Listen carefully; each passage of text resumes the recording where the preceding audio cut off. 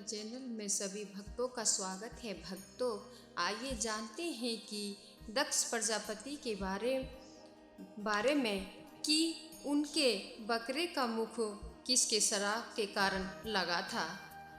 भक्तों, आइए जानते हैं दक्ष प्रजापति की कथा।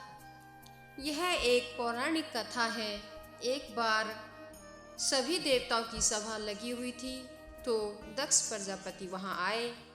जब दक्ष प्रजापति आए तो उन्हें देखकर सभी देवगण और देवता खड़े हो गए, परंतु भगवान शंकर खड़े नहीं हुए थे क्योंकि वे ध्यान में बैठे हुए थे।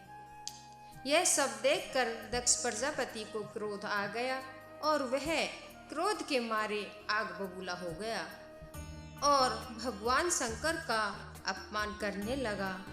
प्रजापति ने शंकर भगवान को गाली देने लगा। तभी वहीं खड़े नंदी ने दक्ष प्रजापति को श्राप दे दिया और कहा, मूर्ख, जिस मुख से तू मैं कर रहा है, यह तेरा मुख बकरे का हो जाएगा। तभी वहीं पर बैठे ऋषि भृगु ने गणों को श्राप दे डाला।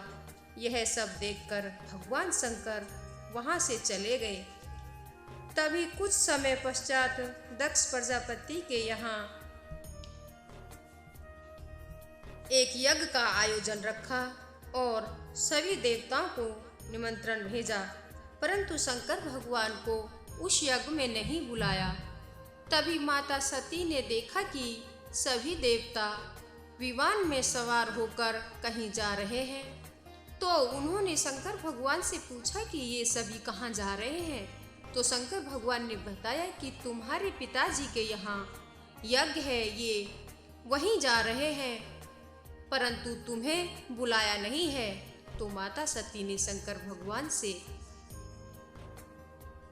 यज्ञ में जाने के लिए कहा। तो शंकर भगवान ने माता सती से कहा कि बगैर बुलाए किसी के यहाँ जाने से अपमान होता है, तुम भी मत जाओ। परंतु माता सती नहीं मानी और बोली, मित्र, पिता और गुरु के यहाँ बगैर बुलाए भी जा सकते हैं, और वो चली गई। तभी भगवान शंकर जी ने नंदी सहित कुछ गणों को माता सती के साथ भेज दिया। जब माता अपने पिता के घर पहुंची तो उनका आदर सत्कार किसी ने नहीं किया।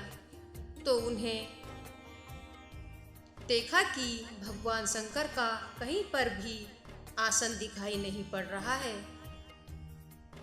तब उन्होंने अपने पिता से कहा कि मेरे पति का आसन क्यों नहीं है। यह सुनकर दक्ष प्रजापति ने माता सती का अपमान किया। तभी सती माता हवन कुंड में कूद गई और अपना शरीर त्याग दिया। यह सब देखकर नारद जी ने शंकर भगवान को सारी बात बताती। तभी शंकर भगवान ने अपने एक लटा उखाड़कर एक वीरभद्र नामक आदमी को प्रकट किया और कहा, जाओ दक्ष प्रजापति के यज्ञ को विध्वंस कर डालो। वीरभद्र ने जाकर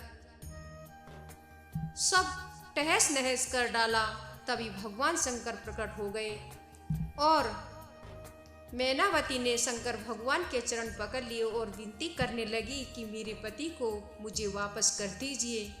आप तो दीनानाथ हैं, भोलेनाथ हैं, दया के सागर हैं। हे प्रभु, कृपा कीजिए, क्षमा कीजिए, मेरे पति को जीवित कीजिए।